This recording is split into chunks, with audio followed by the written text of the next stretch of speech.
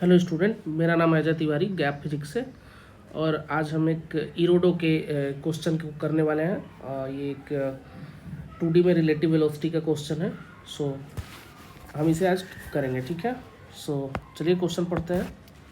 Question है, motor boat going down stream overcome a raft at a point A, tau is equal to 60 minute later it turn back and after some time passed the raft at a distance 6 km from the point A. Find the flow velocity assuming the duty of the engine to be constant. Okay, तो इस question को हम करेंगे। ये मान लीजिए मेरा river है। हम इस ए पॉइंट से एक राफ्ट जो है, मान लीजिए ये राफ्ट है, फ्लोट कहें या राफ्ट कहें, ये फ्लो कर रहा है। तो जाहिर सी बात है, अगर मैं रिवर की वेलोसिटी वी नॉट मानूं, क्योंकि हमें फ्लो की ही वेलोसिटी पूछा है, अगर मैं इसको वी नॉट मानूं तो जाहिर सी बात है राफ्ट भी वी नॉट वेलोसिटी से जा रहा होगा। अब ये ए पॉइंट से जा रहा है, ये आगे जाता है और 60 मिनट के बाद यानी 1 आवर के बाद ये फॉर एग्जांपल मान लीजिए पॉइंट बी पे पहुंचता है।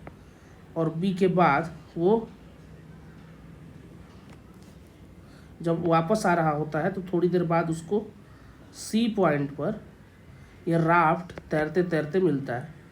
तो जब ये सी पॉइंट पर आता है तब तक बोल रहा है कि राफ्ट डिस्टेंस पर होता है 6 किलोमीटर। यहाँ से यहाँ तक का जो डिस्टेंस है, जहाँ ये राफ्ट अब पहुँचता है, तो ये राफ्ट पहुँच जाता है 6 किलोमीटर पर, जब ये हमारा मोटर बोट आ रहा होता है। हमारा जो ये मोटर बोट है, ये है मोटर बोट। तो मोटर बोट की वेलोसिटी अगर मैं वी मानूँ, क्या मानूँ, वी मानूँ, तो हमारा जो राफ्ट है वो खाली वी नॉट से जा रहा था, बट डाउन स्ट्रीम में जा रहा है मोटर बोट, तो हमारा रिवर की वेलोसिटी भी ऐड हो जाएगी। तो अभी ये motor boat v plus v naught से जा रहा होता होगा। अप स्ट्रीम में जब वो वापस लौट रहा होगा, यानी ये वाला डिस्टेंस में, तो लौटते समय हमारा जो मोटर बोट होगा, जब ये मोटर बोट लौट रहा होगा तो इसकी वेलोसिटी कितनी रही होगी, वी माइनस वी नॉट रही होगी, क्योंकि वापस आते समय बी से सी तक वापस आया है, ए से बी तक गया है और बी से सी तक वापस आया है। सो चलिए इस क्वेश्चन को हम करते हैं। हम ना इसको ऐसे लिख देंगे कि टोटल टाइम लिख देंगे हम इसको 60 मिनट लग रहा है टोटल, 1 आवर। इसमें टाइम जो शामिल है ए से बी और बी से सी। तो मैं बोल सकता हूँ कि मोटर बोट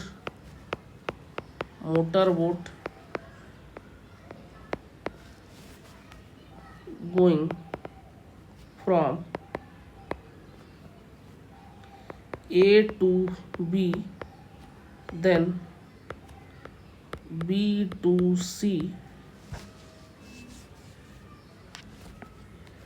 आगे लिख देते हैं time taken to motor boat going from A to B then B to C is equal to time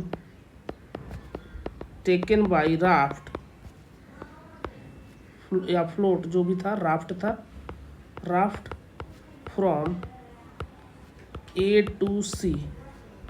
simple question है। अगर ए टू बी बोल सकते हैं कि ए से बी और बी से सी तक मोटर बोट को आने में जो टाइम लगा, राफ्ट उतने ही टाइम में ए से सी ही पहुंच पाया, क्योंकि राफ्ट रिवर की वेलोसिटी से जा रहा था। सो मैं लिखूंगा, पहला टाइम लिखूंगा, पहला टाइम है ए टू बी का 1 आवर। बी टू सी का मुझे टाइम चाहिए, बी टू सी का टाइम। तो बी टू सी का टाइम कितना होगा, तो उसको मुझे लिखना पड़ेगा। कैसे? डिस्टेंस वाइज हम लिखेंगे ए टू बी का distance upon A to B की वेलोसिटी। कैसे निकालेंगे? तो क्यों ना हम ए से बी का जो हमारा ए से बी तक का जो हमारा डिस्टेंस है, उसमें से अगर मैं 6 किलोमीटर घटा दूँ, डिस्टेंस कैसे निकालूंगा, ए टू बी तक का ए टू बी तक का डिस्टेंस निकालूंगा, हाँ निकाल सकता हूँ वेलोसिटी इनटू टाइम से। वेलोसिटी है v plus v naught, time है 1 आवर, ये हो गया ए टू बी तक का डिस्टेंस। उसमें से अगर मैं 6 किलोमीटर माइनस कर दूँ तो आ जाएगा टोटल डिस्टेंस। कहाँ से कहाँ तक? ए टू सी तक का डिस्टेंस आ गया। अब ए टू सी तक का जो डिस्टेंस है हमको मिल गया है distance upon time, distance upon speed लिखना पड़ेगा हमें ए टू सी तक का, सॉरी बी टू सी तक का। तो वेलोसिटी बी टू सी तक का कितना है? v माइनस वी नॉट है। ये ऊपर है डिस्टेंस और ये नीचे है वेलोसिटी। हमारा डिस्टेंस अपॉन वेलोसिटी, ये टाइम आ गया हमारा। पहला 1 आवर था और बी से सी तक का ये टाइम आ गया। ये सब टाइम मिला के राफ्ट को कितना टाइम लगा है? तो राफ्ट का टाइम हो जाएगा टोटल डिस्टेंस अपॉन राफ्ट किस वेलोसिटी से जा रहा है? वी नॉट से। चलिए इसको सॉल्व करते हैं। यहाँ हो जाएगा v minus v naught plus ये हो जाएगा हमारा v plus v naught minus 6 upon v minus v naught is equal to 6 upon v not.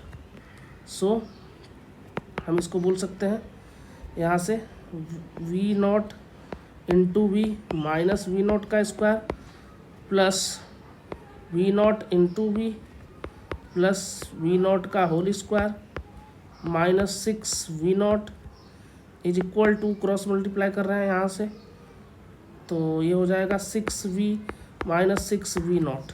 तो माइनस 6v नॉट से 6v नॉट कैंसिल हुआ, ये वाला इससे कैंसिल हुआ।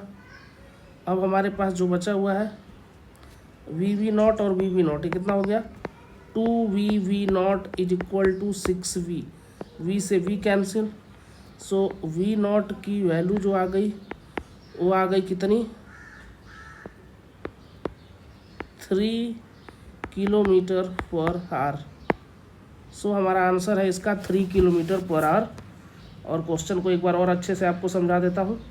जैसे मोटर बोट गया है पहले ए से बी, फिर गया है बी से सी, उतने टाइम में ही राफ्ट ए से सी पहुँचा है। तो हमने पहला टाइम लिया है ए से बी तक का, 1 आवर लगा हुआ है 60 मिनट।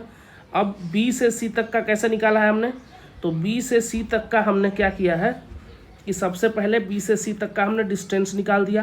तो बी से सी तक का, सॉरी पूरा डिस्टेंस कैसे निकालेंगे बी से सी तक का? तो ए से बी तक के डिस्टेंस में से ए से सी तक का डिस्टेंस हमने घटाया हुआ है।